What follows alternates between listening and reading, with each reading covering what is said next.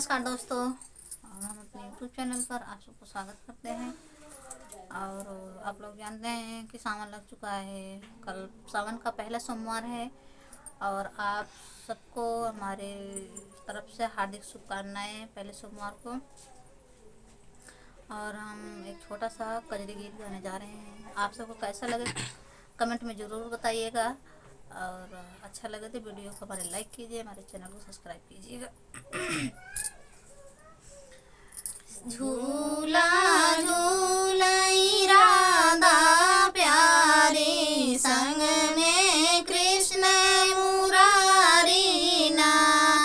झूला झूलाई राधा प्यारी, संग में कृष्ण मुरारी ना। झूला झूलत मोरी डिकवा गिरिगा, झूला झूलत मोरे टिकवा गिरिगा।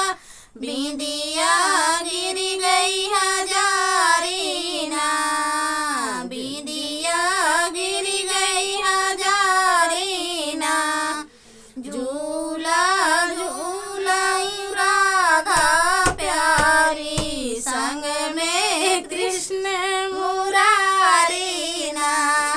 टिकवा के बदले मैं टिकवा दे भाई, टिकवा के बदले मैं टिकवा दे भाई। बिंदिया दे भाई हजारी ना।